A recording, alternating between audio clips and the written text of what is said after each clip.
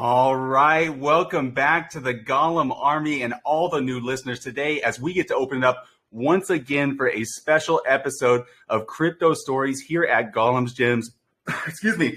And I'm going to be joined by one of the most recognizable communities in the crypto world by welcoming on Obsidian to chat about their origins and journey up to this point, as well as what the future holds. But before we do, awesome giveaway up for grabs for everyone listening in today, with one BNB being split up between two lucky random listeners throughout the show at 0.5 BNB each, as well as a Gollum's Golden ticket for the best question asked on today's segment.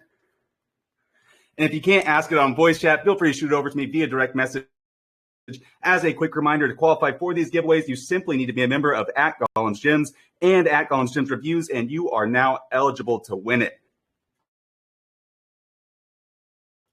All right, guys, we got Obsidian Council in the building. Jesse, Matthew, and Taylor are going to be joining me. Welcome, guys. Thank you so much. Thank you. Thanks for having us. Thanks. Sorry for the little delay in the beginning, guys. I was just making sure all of my internet and everything was working, but really, really excited to chat with you guys. Such an amazing story. Lots of huge projects. For everybody who's unfamiliar, they've worked with some of the biggest projects in the DeFi passive income space, from Titano to Sphere, to Olympus DAO, and boasting possibly one of the most recognizable and trusted KYC badges in the industry, all supported by a fantastic communities that's been crafted and following them. Absolute pleasure to welcome you guys. Thank you. Man, this is my first time ever doing a live on Telegram, so this is an awesome experience. It's cool, man. You got to watch out for that mute button. It'll sneak up on you, like just randomly mute you. You got to press the button a couple times. So, I certainly like Discord quite a bit personally as a gamer, as somebody that, enjoys hopping on and being a part of gaming communities. I do like Discord, but Telegram is amazing, man. It definitely allows people to connect in a really easy way, which I find, I like it a lot. But guys, let's chat about, House of Obsidian, what you guys have built with this community, the Obsidian Council. I got a chance to go through the announcements. I looked back through all the way to the beginning. I saw, the AMA with Titano. But I guess you guys could put it in your own words. What are the origins, of Obsidian that grew to be such a behemoth? Yeah, that's a great place to start. So essentially, the way that Obsidian started was obviously I have my YouTube channel, right, where I talk about crypto or just in general my journey trying to make $1 million. And I knew Matt, and Matt was wanting to team up with something. Yeah. And we were thinking about like real estate and all this kind of stuff we were trying to do. And I was experiencing this really big issue on YouTube where essentially I get all these bot accounts that come in on my comments and like try to spam people. And so I had asked him if he wanted to put together like a Discord where you could invite people and they could sort of be like moderators on my YouTube channel. And that like one small conversation ended up turning into this crazy idea of like, what if we got this Discord together where we got people that like are like us, you want to surround yourself with people who are pushing themselves like you, because you are the average of the 5 people you spend the most time with. And so we're like, what if we got people like that all in the same room and just see what we can build? And it was like just this crazy idea. We didn't really know what was happening with it. So we're like, let's do it. And so I came up with the name Obsidian Council just because it sounded cool. And so I put on a forum on my YouTube channel where people could fill out and sign up if they wanted to. We got like, I don't know, like a little over 100. It was 140 on the first list that I had to go through and look at every single application there. Yeah. And I might add that I was one of them. Yeah. Taylor was one of the people, and it was a private Discord. We closed it off after that. We didn't allow anyone else in. It was totally free. And we just started dreaming about like what we could build together. And we had some crazy people in there. We had people that owned like 100 apartment complexes. We had people that ran their own crypto projects, that ran their own like GameFi projects. And one of the first like ideas that got thrown out was this idea that because we're all like entrepreneurial and we're very like go-getter, we were all really busy. And at the time, the way that the crypto space worked was if you wanted to get a whitelist spot, you had to grind like crazy.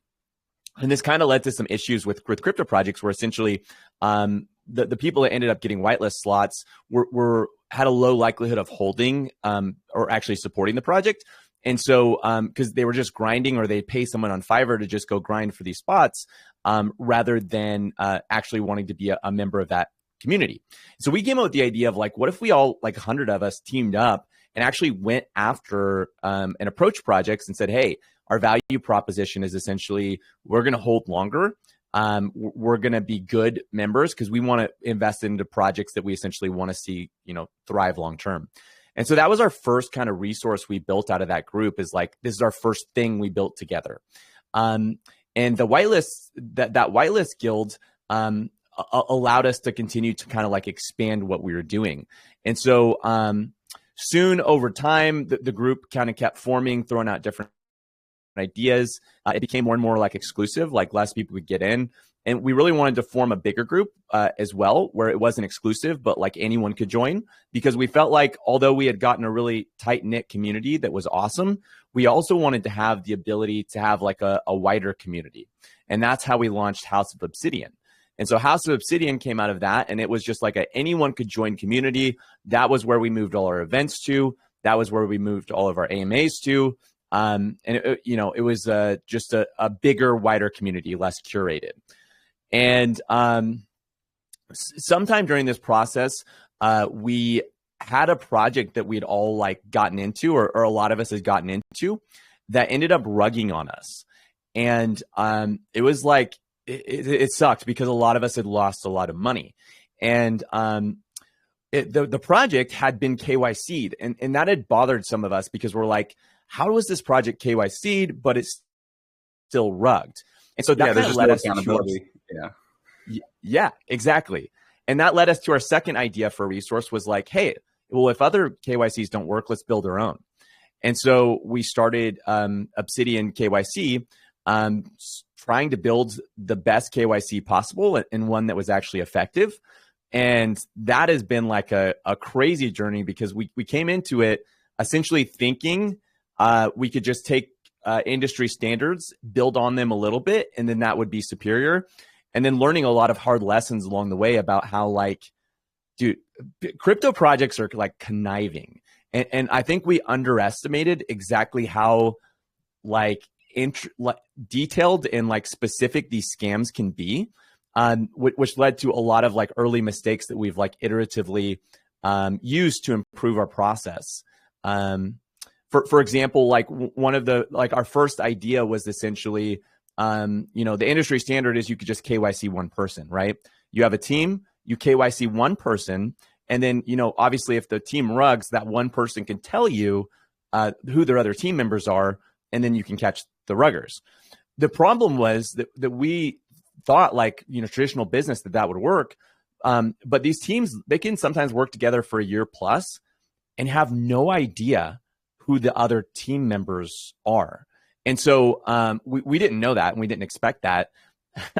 And what ended up how we work. Yeah. Yeah, because we all know who each other are behind the scenes. So we thought it would be similar. But we figured out really quickly that doesn't work. We also figured out that what some like teams do, and this is crazy, I would have never guessed this. What they'll do is like they want to have the potential to rug. So they'll go on like Fiverr, or they'll go on Discord, into a Discord community, and they'll find somebody who's like maybe a little bit more of an active person in that community. And they'll message them and they'll say, hey, we'll pay you $10,000 and you get an allocation in our project if you join our team to specifically be the one who's KYC'd. And that person has no idea who the other teammates are. And their only job is to get KYC'd so that they can essentially take the fall for the rest of the team when that team rugs. Yeah, they're the front man. Yeah. It's crazy. It's like we've seen it a couple times. Just me personally in the space. I've seen it a couple times, and it's pretty crazy how it happens and how often it comes up. They might not even scam, but how often that I guess that roadblock comes up in the KYC process. Yeah, exactly. And at the same time we were learning that, we learned that like. Which this is going to sound like a no-brainer, but originally our idea was like, hey, our job isn't to be like this is a good project, this is a bad project. Our job is to fulfill a specific need, and that's KYCing. So we're trying not to judge a project based on what it did, but specifically if it was willing to submit its identity. But we figured out pretty quick that that was actually an error, because there's just a lot higher chance for a low quality project to end up rugging. Just innately, like if it's a low quality project, it's going to have a higher chance of rugging. So we were improving our filtering process of like, okay, we're not going to take really low quality projects anymore because they're bad projects. They're too much trouble. And at the same time, we upped our standards where we said, okay, you know what?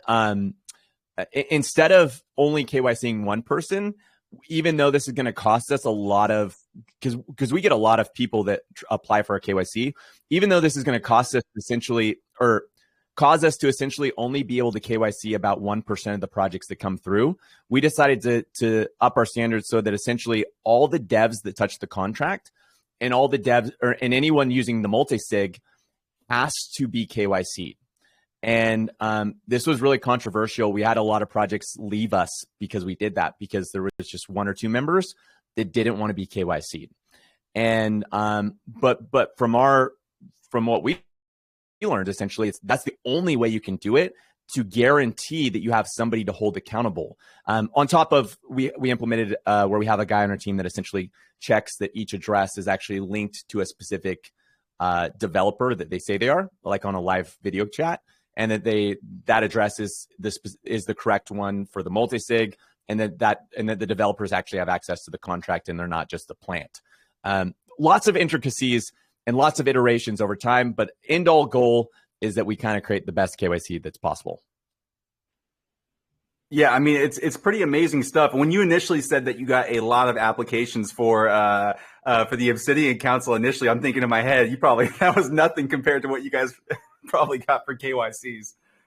Yeah, it was like overwhelming some days. Like my inbox was just like piling up, and that was like for us, it was, I can see why the rest of the industry is the way it is, because it's such easy money if you're willing to just KYC everyone.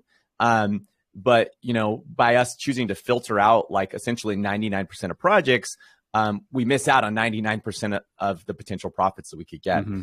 But yeah, anyway, that's just kind of one. Our KYC, a lot of people kind of like make a big deal out of it because it's kind of our second big resource. But that's really just a small portion of essentially our overall what we're trying to build with Obsidian. Yeah, I happen to notice you guys had a lot of cool like education. I mean, even in crypto, out of crypto, just money making education courses in there.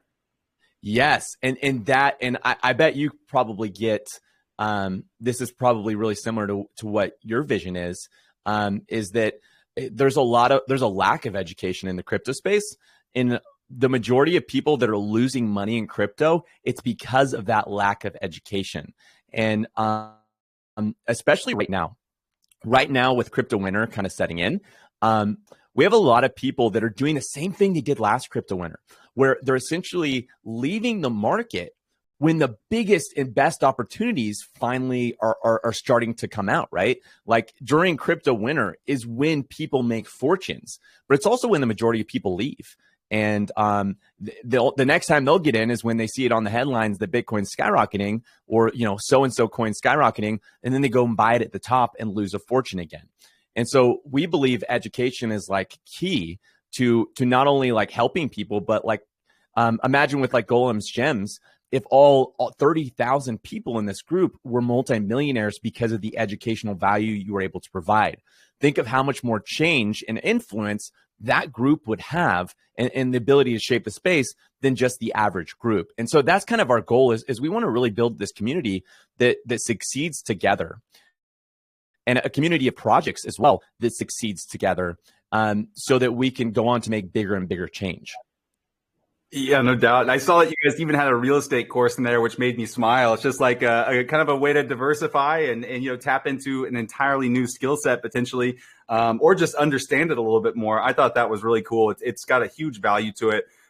Just educating your community, and I fully agree with you. I think that it's a huge missing part in the space. I think a lot of projects have outlined it as a want to do, a future roadmap item in terms of building education courses. And I think that there are some great ones out there, don't get me wrong. But I think that the first resource for all of us when we want to learn how to do something visually is, go to YouTube, right? It's we go watch a quick video. And, I think having it within your community like you guys are building is just it's really impressive, and it's coming from people who are watching the videos from, which I think is the coolest part. Those guys that you seek out, they've kind of given you some insider information, some exclusive stuff on your platform.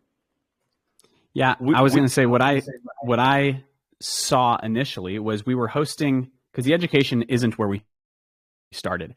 We were hosting those AMAs, project AMAs. I know you guys do something really similar, and we were hosting 3, 4, 5 project AMAs a week between the two communities. And what I realized pretty quickly after probably a month or so of doing that was, okay, we're putting these really awesome seeming projects and developers up on a stage for people to listen to, but the average listener has no idea what to do with that information. And not because they're dumb or uneducated or something, but just because so much of DeFi is like right on the brink of brand new, and things are being tested out, things are being experimented on. And so we've got people listening to this information with no legitimate idea of what do I do with this information. So one of two things is happening. Either they're not applying the information at all, or two, they're actually getting hurt because we're interviewing these projects, and then they're just like throwing all of their money into things that they don't understand because they think it's going to be a get rich quick scheme. And so we realized, wow, like not only will it make the market healthier, but it'll make our community healthier. It'll make these projects healthier. If the average person in the space is highly educated and understands tokenomics, understands economics, understands money, understands blockchain, whatever the class is, right? Like if the average person in this space actually understands these things, then it rises the standard across the space. It makes the average investor higher quality, and it makes the average project in conjunction have to be higher quality because the investor is looking for good quality projects. 100% agree. And that's kind of the same idea that I've been talking about as well. If you raise the standard, everything raises, right? Like if you raise the standard of projects you promote, the quality, the minimum requirements for projects to launch and be successful, it has a trickle down effect, start from the community. So awesome stuff there, guys. Now, I also noticed too that, I wanted to make it through because you guys have a lot going on. Obviously, this came to like this community size and presence and notoriety that you guys received was really quick, right? So, I mean, this has been a quick development over the past few months. Yeah, it has been a really quick development. Especially at the start, we moved really quick because we wanted to just build. The bigger it's gotten, the slower we've kind of had to move, because just with anything, like the smaller your team, the quicker you can innovate, and the bigger the team, the slower you can innovate. And so as we've built out like actual revenue sources, those 100% of the time actually have gone and been reinvested back into like hiring people to keep building resources. So actually to this day, I still haven't gotten paid by KYC or anything like that.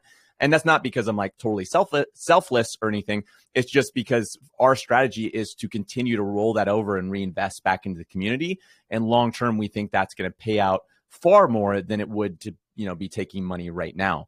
One of the things that I forgot to mention earlier that we recently launched too, with a kind of injunction with our KYC, was we've created like a crime and investigations unit, because we had one of the projects that we KYC'd end up rugging. And this was one of the projects where when we only KYC'd a single member. And we ended up tracking down the people who rugged the money from the project, finding out their identities and getting them to return 100% of the funds of the project. And so we kind of have this unit now. Yeah. I was going to say, guys, for anybody who hasn't seen it yet, the obsidiancouncil.com, you can go there and you can see it's one rug pull, one full recovery of funds. So I was going to note that, but I'm glad you did. Yeah. And we're now like that team, like full-time tracks down bad projects that have rugged to try to find their identities. And we kind of just want to, we just want to bring like more we want to protect good projects by allowing them to thrive, and in a way sort of like go after bad projects by showing them like you're going to be held accountable, because it's like over $1 billion that got stolen in rug pulls over like 2021 or 2020 or something like that. And it's crazy because they just they don't even care anymore. Like these scammers come in and it's so easy for them to come and scam millions of dollars. They've kind of gotten lazy about it. And that's why we're kind of so easily able to track these guys down, is because nobody else is right now. Yeah, I had that noted as well. The crime and investigations unit, I thought it was cool, and it's definitely a need. I got to imagine for the exposure here on Telegram, you're probably going to get a lot more reports on that front, with them coming over there. But it's an amazing initiative, guys. It really is. I mean, when we look back through everything that's come up, so you also have a podcast segment as well, right? Yes. So I wanted to give you a little plug on that before we do much. We have a podcast, we have a Twitter. Well, really, and what we're trying to do is we're trying to expand it as a community. Are you familiar with Olympus? Yeah, I am. Yeah, I feel like Olympus, like they have one of the coolest communities in all of crypto, because their community operates as an actual community. It doesn't feel like a corporation. It feels like a legitimate DAO. And so we really want to build something similar to that. Matt's actually, he's built out an entire team. They're called the Obsidian Shields, and they actually handle like writing our Medium articles. They handle all the moderation and a lot of the actual functions of our group. And we're kind of ever expanding that team so that more and more, a lot of this stuff is run by the community rather than run by like a centralized group of individuals. Yep, exactly. I was going to say, one thing we noticed early on was as we started everything, Jesse's go-to motto was, and that I've adopted, and now it's like the Shield motto is, how can we be 5% better this week? And fairly quickly we realized, wow, there's no way we can be 5% better every week if it's just the two of us. And then Taylor joined the team like basically right at the start. And then, okay, so now there's just three of us, but we can only be 5% better as we're doing more and more if we bring more people in. And we started growing so fast that it was like, there's not like, the reality is there's not even money coming in to pay for like a team of hundreds of people. But if we have an active community that like every single person here is benefiting by being a part of the community, then let's empower them to do what they're good at.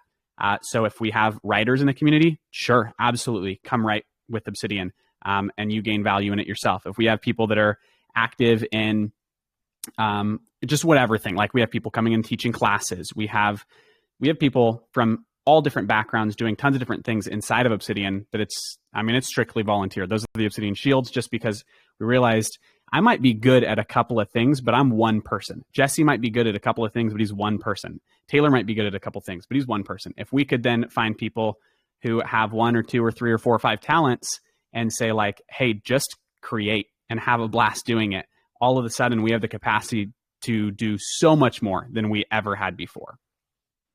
Oh yeah, if you find the masters of their craft in each individual one, it just empowers the team to be unstoppable. So, you guys have certainly scaled up super quick. And I guess looking back at everything that you built up to this point with the education, the KYC, obviously, crime and investigations unit, everything that you guys have rolling in just a short time frame. I mean, what kind of growing pains would you guys say were kind of the worst to get through? You want to answer that, Jesse, or you want me to, or Taylor? I can go for it. Taylor's experienced all the KYC growing pains. Yeah, there's been a lot to learn from that front. I originally joined Jesse and Matt right as the ship started to sail, and I consider myself very lucky for the opportunity to be able to build with them. And from the get-go, we've wanted to build resources for teams, specifically high quality crypto teams within the crypto space, like Jesse already mentioned. And the interesting thing about that vision is that a lot of the times the idea is intriguing and exciting, but the actual execution of the idea and doing it perfectly is the really hard part.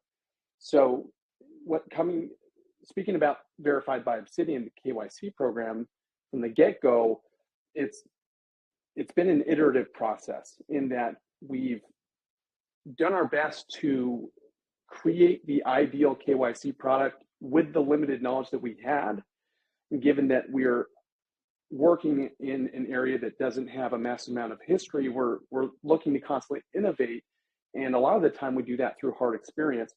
So as difficult of the growing pains of having a project rug for the first time, and the terror and the fear of that experience, I would say that's also been one of the best aspects about being able to improve and grow in this space, because we're able to implement changes that are overall positive for the program as a whole. And because we're all willing to adjust and pivot as we continue to move and listen to the community in terms of what the market wants as a whole, it's actually been a very good experience overall, but it definitely hasn't been easy.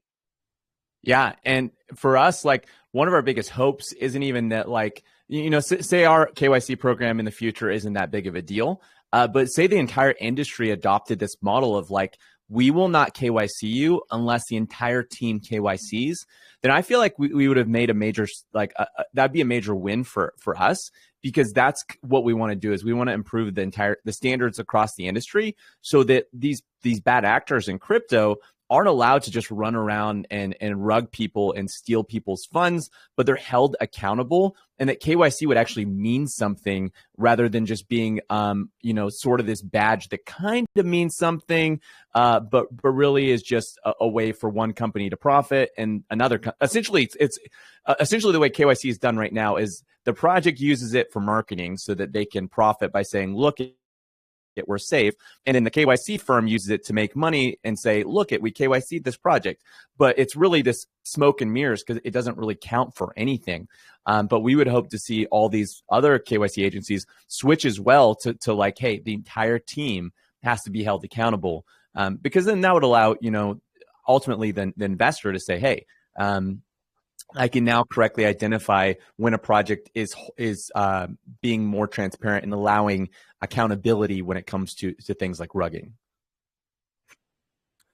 I mean, the initiative is second to none, guys. Obviously it plays a vital role in just how everybody in this space operates, right? When it becomes more secure, obviously just benefits everybody. So, I mean, the initiative, what you guys are doing is absolutely amazing. With that being said, like, in hindsight, do you wish that you had done anything differently? I think it's so easy to look at what we're building and say, ooh, that could have been done a little bit better. But the reality is we've spent the last 6 months or so like in full sprint mode instead of like marathon or taking our time. Like, we sprinted as hard as we possibly could for months. And there was definitely moments that was like, okay, we did that. Now let's pivot. Now, I mean, I can't tell you the number of times that we've said, like, okay, do we need to pivot on this? Do we need a shift? Do we need to pivot? And that was like the word for probably 2 months there, back in like February, March. The word pivot came up in every staff meeting, just because I think we were moving so fast with the goal of like, let's dominate.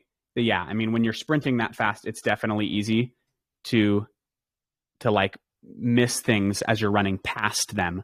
I think it's easy in hindsight to say like, oh, we could have done some things better.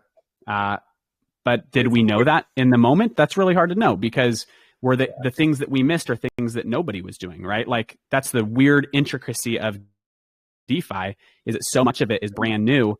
And so everyone, whether you're a project developer or a community creator like you over here, or doing KYC, like the average person in this space is doing something that either has never been done or has only existed for a couple of years. And so, like Taylor said earlier, there's so little history. It's easy to say, like, for someone else to say on the outside, like, well, we didn't make that mistake. Well, yeah, because they copied you 2 months later. So of course they didn't make that That's how it goes, man. Yeah, that's how it goes. So, the innovators kind of have to pay that toll, right? The people that come out with it, they have to pay that mental and stress toll that the other ones can avoid. So it's fun to innovate, but yeah, it comes with a price. Yeah, 100%, guys. I'm sure, but it's all worth it, right? Because as the innovators, you guys kind of control the the future of that specific quotation marks meta, in what you guys have built, kind of what you guys are doing, it's just very unique over there. I guess with that, what do you guys have forecasted in the future? Like what, people that are jumping in your community today, where's the overall focus? I know it's going to be on the safety, the security side of things, but like, are you guys thinking of anything that you can add in terms of, I don't want to call it like utility, but like something in the website that like tools, things of that nature? So really the focus of our group, so KYC is right now, and we'll continue to expand that, but the overall focus is to continue expanding resources that help investors and to expand resources that help good crypto projects succeed. Because there's so many bad crypto projects in the space, and they oftentimes will be the ones that, they know how to, they're only good at one thing, and they're good at getting attention, building up hype, and then rug pulling, right? And so what we want to do is we want to give good crypto projects attention. We want to help them succeed. And some of that's through education. On the crypto project side, it's surprising how many crypto projects maybe are good at coding, but know nothing about like economics, monetary policy, and all those kind of things. Or maybe they do know those things, but they know nothing when it comes to like organic marketing, not like paid marketing, but like communication, right? Or community building. And so we want to continue to support in whatever ways and help projects succeed. I kind of think of it as like a community accelerator, ultimately, is kind of, I think, what Obsidian's moving toward is sort of like this idea of a community-led accelerator where it's a win-win for investors and good projects. And it becomes like a filtering system so that the good projects rise to the top, where that's where investors are able to invest their money.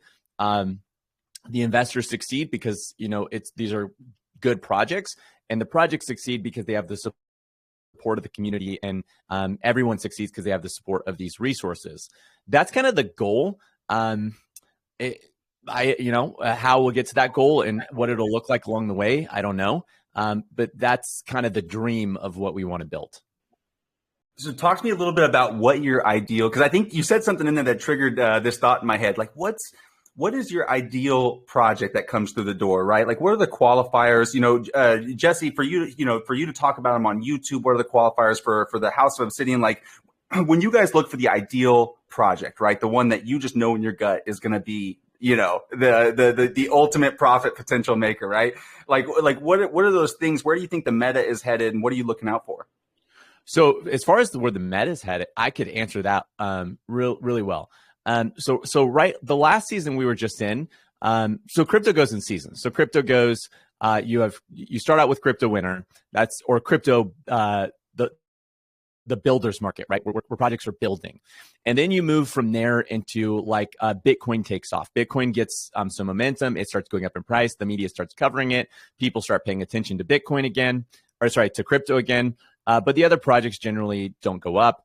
And then the alts, and the blue chips start rising. So you'll see Ethereum go up. You'll see projects like Avalanche, and generally pretty good projects. Like they have, they're solving a problem. They're providing value, and they're more of like the good long-term investments. But then after all those go up and Bitcoin's gone up, people are sitting on the sidelines and they're like, I didn't invest in Bitcoin. I didn't invest in these other projects. I missed out.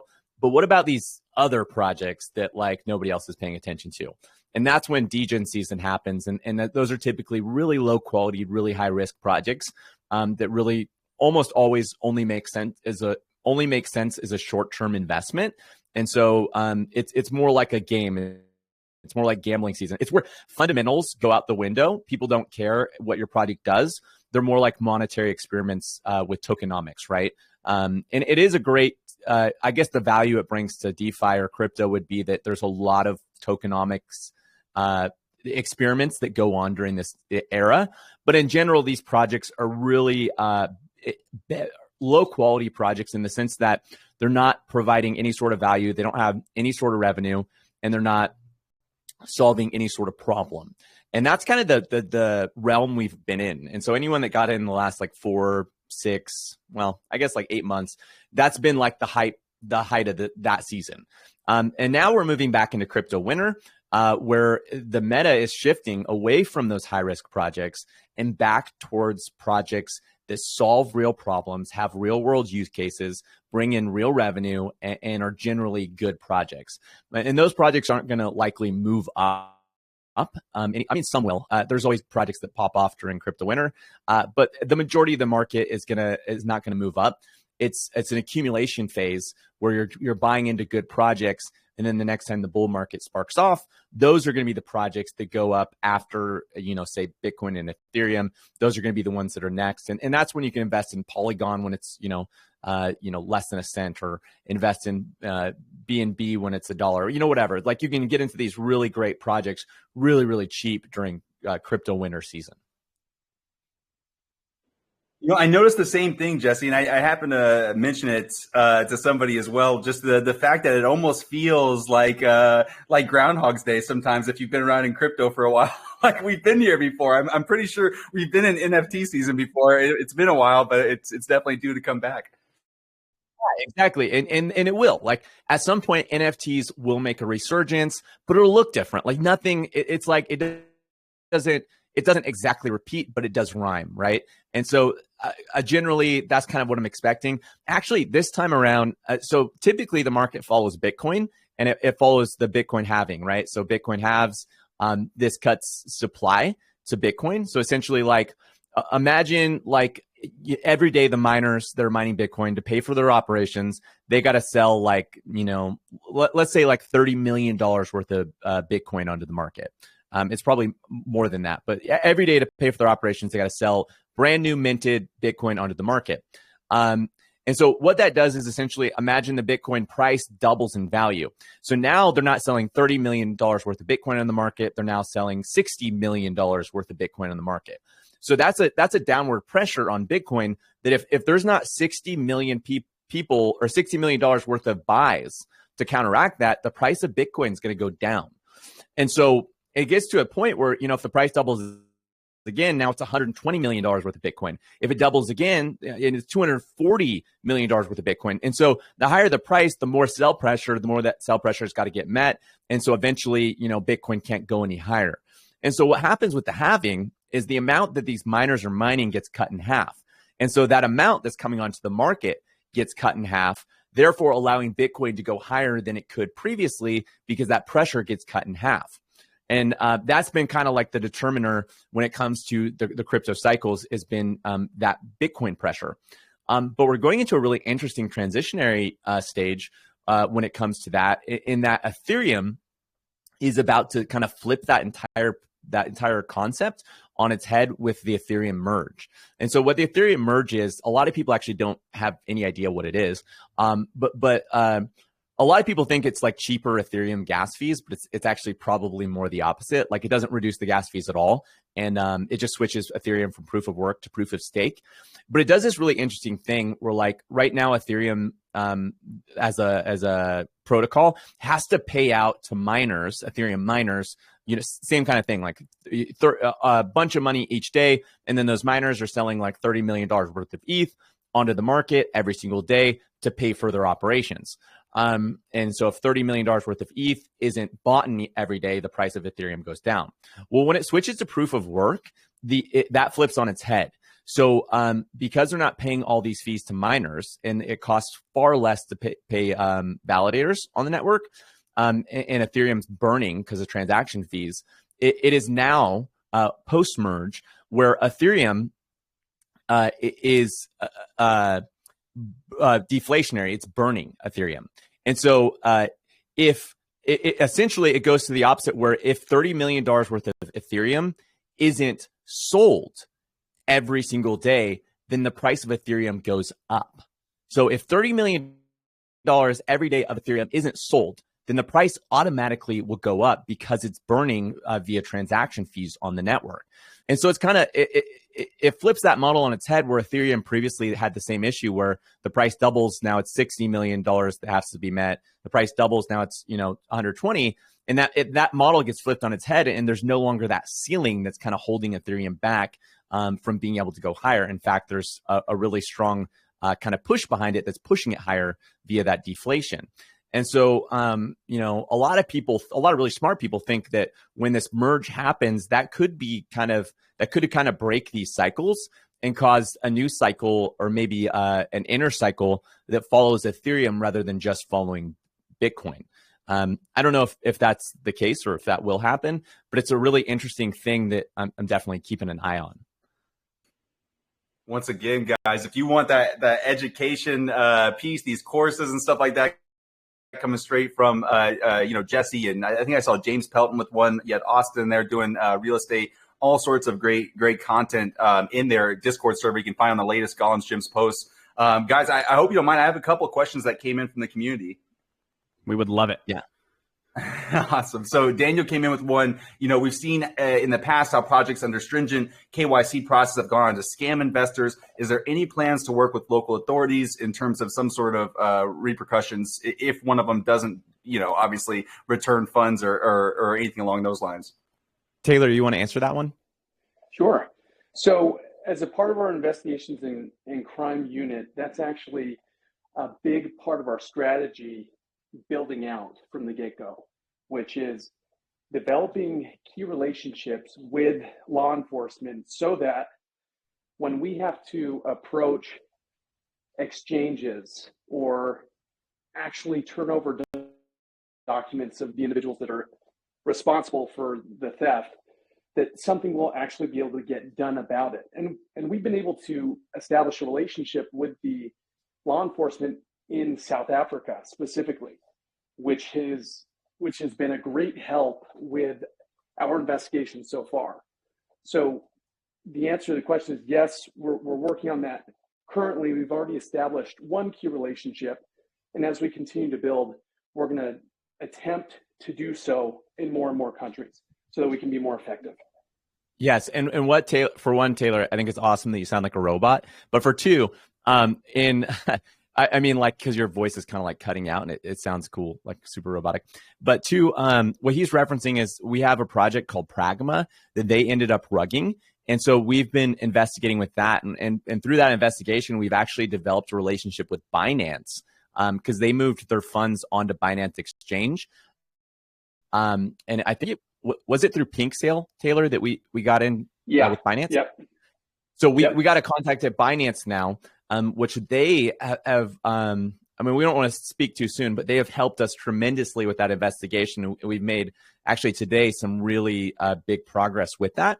But we have a member of our crime and investigations team that's actually located in South Africa, which is why we have a relationship with the authorities there, because he was able to connect with the authorities there. And that essentially, like with Binance, they need like a case number and all these things for us to be able to access. And so South African authorities were able to help us and assist with us getting the case number and the actual like legal backing to start going after this guy and recovering the identity. Awesome. So, I mean, people are seeing it live firsthand as it's happening. Mr. Mo. We'll be making an announcement soon.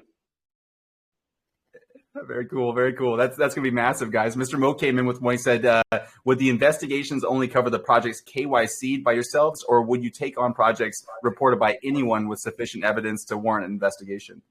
So, because, I mean, our goal is none of the projects that KYC with us would ever, and hopefully with the new standards, ever be able to rug. It's very, very difficult at this point. Like we've essentially covered all bases that we could possibly come up with. So we hope never to encounter another rug again, but obviously we're hoping for the best, preparing for the worst. So our crime investigations unit, when it's not actively pursuing recovering funds for us, for people that have KYC through a Obsidian project, it just goes and takes on, community submitted rugs. And so we don't know, like we've been debating, like, how do we maintain that? Like, how does it self-sustain? And we're still trying to figure that out. Because obviously those people have to get paid. We can't just like bankroll it for forever without like it sort of bringing in its own value. So we still got to work that out. But for the time being, it just goes after projects that get submitted by the community. So you can go into the Discord and I think there's a report area. Is that right, Taylor? Yes, I'm sorry, that is right. Okay. If Matt said yes, then I'll say yes. I didn't. Yeah, in our House of Obsidian Discord, the crime and investigation chat section is specifically for anybody who has experienced a rug to drop that information in there. Any information you have will help with that. And yeah, we are down to track anyone down and play Batman in this space. Yeah. Right. And if they move their funds, like, they're not as smart as they think they are. And it's really easy to track them. Like, for our team, like, because they know the blockchain's all public. Like, you can't hide on the blockchain. And so they just follow the addresses. And oftentimes, like, these guys, they'll move it straight onto their KYC Coinbase account, and it's got their identity on it. And so then we have their identity. We can reach out to them and say, hey, like, return these funds because we have your identity. We know who you are. We know what you did. And, obviously, if they choose not to return the funds and do the right thing, then we work with authorities to, get whatever sort of justice we can for that. But in an ideal world, they would return the funds to investors, and then, investors at least don't have funds stolen from them. Can you guys hear me okay? Yeah, we can hear you, Taylor. Okay, good. I wanted to add there that because this is the newest thing that we're getting off the ground, we'll have specific guidelines and information that we will post publicly, so that those expectations and those questions about timelines of, from a rug happens to when we're contacted, how we'll approach each individual situation. So we'll have more information coming out as soon as we can get that out. I actually had one that came through that made me smile from Mortgage Buster 123. Said, is there any safety concerns with the team, considering that you're all, publicly doxxed or have your first and last names when you're investigating these scammers and rug pulls? Some of these characters are shady and there's big money involved. I've never really thought about that. If you weren't scared, are you scared now? I've thought about it. To be honest, I don't really know. Oh, sorry, go for it, Taylor. From my side, it's kind of I suppose it's a risk that I'm willing to take in an effort to increase the transparency in the crypto space. Obviously, I don't know what I don't know, and I hope that that's not a fatal error. But at this point in time, it's something that has crossed my mind personally, but it's not something that I give more credit to than another anxious thought. Yeah. I mean, it was an interesting point. Oh, sorry. Go ahead, Jesse. Oh, I just said that's a good way to say it. Yep. I think we're good. We've all been doxxed since we started Obsidian. Jesse was public because of YouTube. I was public because I didn't want to hide behind a Discord name. I am me, so take it as you will. We've dealt with some thanks. We've dealt with some pretty crazy comments before. I think, let's be honest, in the DeFi space, any space where you're involved with money, people's emotions can reach new highs as their tokens reach new lows. And so we've dealt with some threats here and there. I think that's the name of the game. You're in a space where you're willing to put your name on what you are creating. The reality is that means two things. One, I'm willing to take accountability for it. And two, I really believe in it, because if this ship sinks, I sink with it, and I'm not willing to let it sink. Fair enough, guys. It was one of those things where in crypto, I kind of saw the point of it. But I'm glad that you guys are doing just a great service for the crypto community as a whole. I'm trying to see if there's anyone that I'm getting a question on that we haven't covered really. Here's one from Jello. He says, I would like to ask if they have any plans in creating a server or group in Telegram at any point, because some people don't use Discord specifically for game interactions, and Telegram more for project communications and interactions. Currently, they're thinking about that. Yeah, no plan right now, but we've been thinking about it. Awesome stuff, guys. Well, I think that's pretty much. Oh, I had Moonchild come in with more details about the KYC. Is there any resources that you can point them to on the website or anything in terms of details about if their project wants to be KYC by you guys? Most of the information's on the website, and then you'd fill out the form and submit it, and then Taylor or Caesar or one of our team members would reach out and go through, like, there's a big questionnaire you have to fill out that gives us a lot of the details about your project.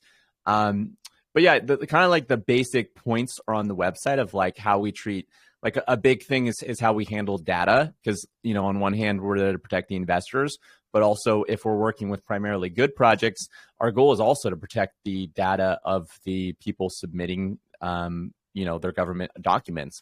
And so we're actually pretty paranoid on that end, where as soon as the data is submitted, it's all submitted through like the, you know, 2-factor protected channels. It's wiped from the internet, taken to a cold storage device that's encrypted with 256-bit encryption. That then device is taken to a deposit box in a bank, where it's locked up. And then we actually separate each person out on that device, where they're actually not associated with a specific project or any of their other team members. And there's actually a secondary device that we keep on in a different location that's kind of like the code, essentially, so that like we know what projects are associated with what names, based off the coding, and what team members are associated with each other. That way, if somebody were to somehow broke into the bank, took the device, somehow decrypted it, even then they'd have a list of names but not know who's behind what project. And so we're pretty like paranoid with the data as well behind the projects. And it's a big deal to us to like that these people are willing to give us the opportunity to like, you know, have their information on file, which means we go to paranoid levels to also protect that information as well. I mean, in today's day and age, it's a big concern for a lot of people, and it could be preventative for some people to actually KYC if they don't know where their information's going, right? Yeah. I mean, it's me. Like if they think you're going to be sloppy with it, you know, I probably wouldn't either. So it's amazing that you guys have built this in. You know, and it's also one thing I wanted to say too. It's amazing to hear just the journey overall that you guys have had, such a quick rise, and you know, your ability to scale, bring on new team members to handle specific initiatives, and just keep the same quality standard. It's huge, fellas. It really is. Thank you. Thanks. I feel like I want to talk with you some. Like you guys kept mentioning like the Golden Gollum, you know, and all. I want to know. I want to know more about this group because. Yeah, man, I would love to share it with you a little bit. You know, we have a lot of similarities in how we operate, you know, as a review channel and as, you know, as the Gollum's Gyms channel as well. You know, and it feels right. Yeah, we give the Obsidian community with us today a little overview of what we do here as well. You know, so we started back in the summer of 2021 as one of the first crypto channels on Telegram who post in-depth, unbiased reviews of projects. You know, we experienced a similar rapid growth over the coming months and found a huge value for the people following our channel in offering daily AMAs just to make more informed decisions. But not only that, it was the education piece. You know, every time that we do an AMA now, we do a debrief on our Twitter just to kind of talk through some of the points that we like, some of the points that we didn't like. You know, things like that have really just cultivated this community to something pretty special. We also have a dedicated review channel that showcases a bit more risky plays in the crypto space. Than probably the House of Obsidian KYC badge, but they've offered a ton of profit-making potential for the investors that follow on. You know, we've retained a 94% of over 100% ROI while holding the strict requirements of KYC and doxing for just about every single project. So that's a little bit about what we do here on the channel with Gollum's Gyms and Gollum's Gyms reviews. That's awesome. Yeah, we'll do risky projects too.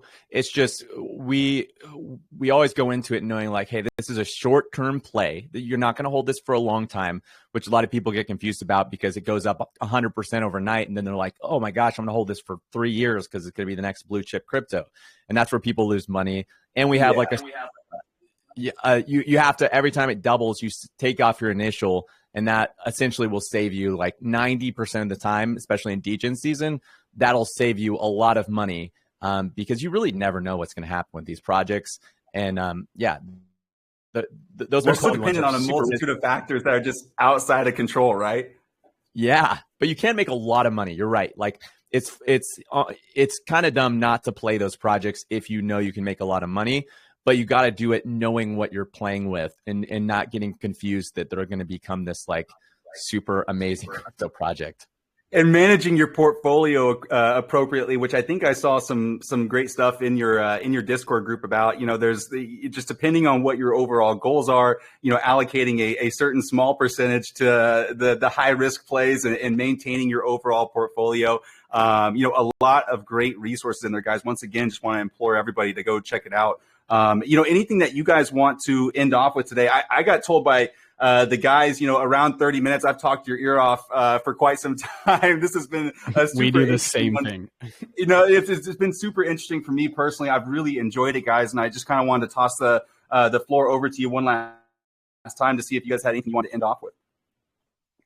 No, this has been amazing. I definitely want to figure out a way to collaborate with you guys at some point, and just especially as winter season's coming, it's like what we're seeing is a lot of people are pivoting away from crypto because they're like, oh, the party's over, they're moving on. A lot of these groups are dying. A lot of people are leaving, but all the really smart people are sticking around because they realize like, hey, if you want to be average, then go do what the average person does. And that's the quickest way to, get those average gains. But if you want to be the one that like turns, $20,000 into $1 million, you have to be the outlier. You have to be the one that charges forward when everyone else is retreating.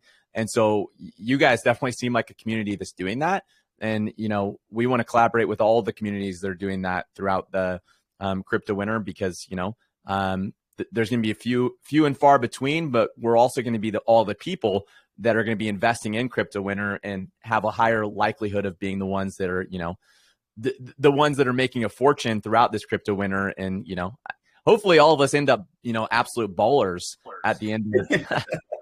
That's the goal, right? And you said 10,000 to 1 million. And, I didn't even, I know this was primarily about Obsidian, guys, but that kind of reminded me of one of the videos that really got you a lot of attention, Jesse. Make sure, for everybody that's been listening in, make sure you jump on YouTube and search Jesse Eckel. Awesome story behind his journey in crypto. Personally, the nothing to $1 million video, tons of traffic on that one, lots of good insight on his channel. And for everybody that's been listening in, the obsidiancouncil.com.